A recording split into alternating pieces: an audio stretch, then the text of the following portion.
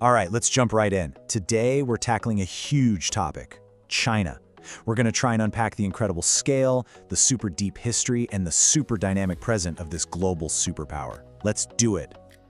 So where is China right now? Well, to start, it's an economic giant. I mean, it's the second largest economy on the entire planet.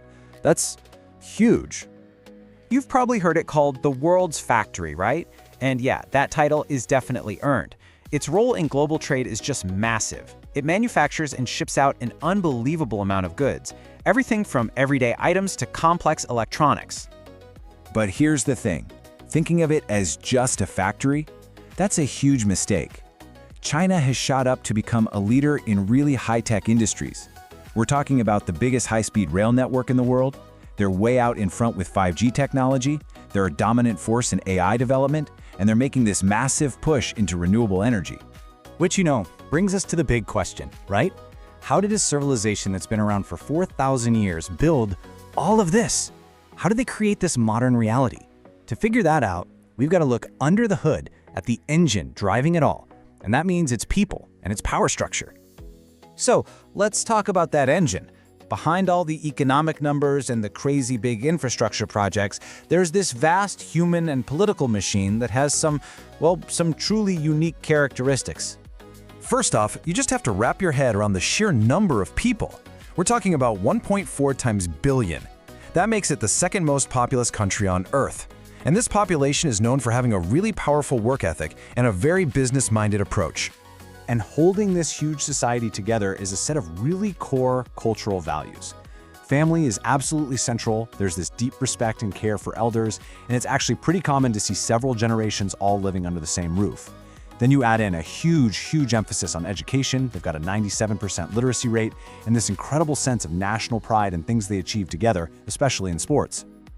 Okay, so what about the power part? Politically, China is what's known as a single-party state. The Chinese Communist Party, or the CCP, has centralized control over pretty much everything. The government, the military, even social groups. They're the ones shaping the policies and steering the ship for the whole country.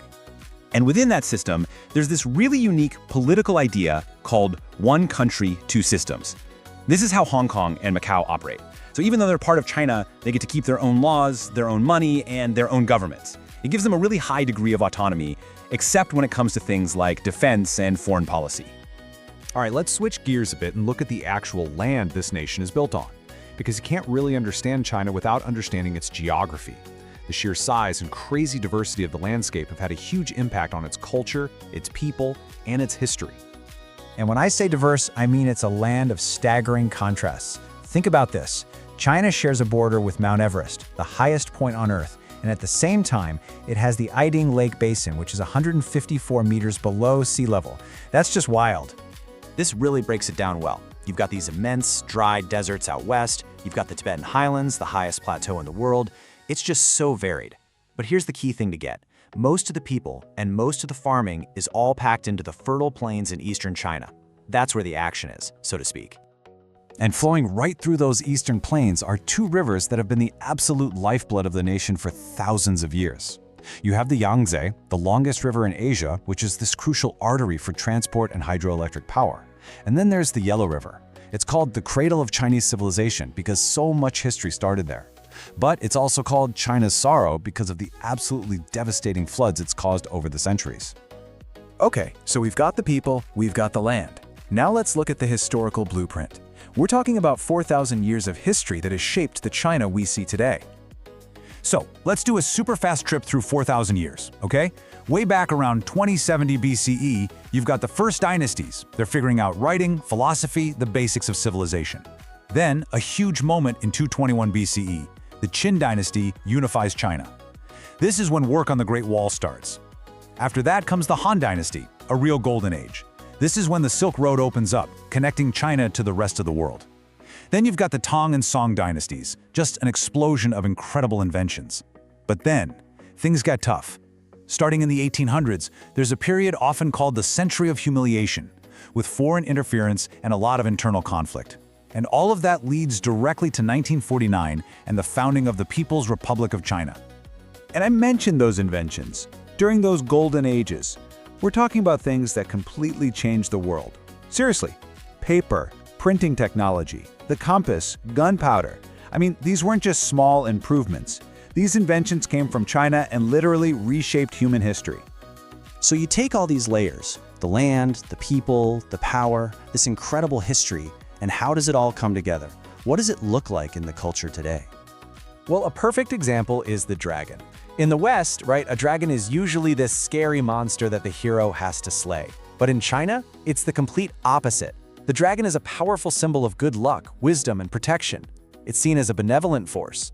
In fact, it's so central to the culture that Chinese people traditionally call themselves descendants of the dragon. And of course, there's the food. You can literally taste the country's diversity. Every region has its own distinct flavors. You've got the famous crispy skin of Peking duck, which is considered the national dish. You have dim sum, the fiery mapo tofu from Sichuan province, classic chow mein, and of course, dumplings, which are a huge deal, especially during festivals. You know, even something as simple as a cup of tea tells a story that's thousands of years old. The legend says it was discovered by accident back in 2737 BCE. And from that simple accident, it grew to become part of medicine, religion, and social life. Today, tea isn't just a drink, it's a huge part of China's cultural heritage.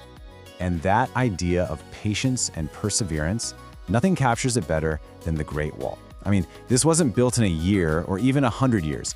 This was a project that went on for centuries across different dynasties. It was this monumental effort. And today, it stands as this powerful symbol of the nation's endurance and strength.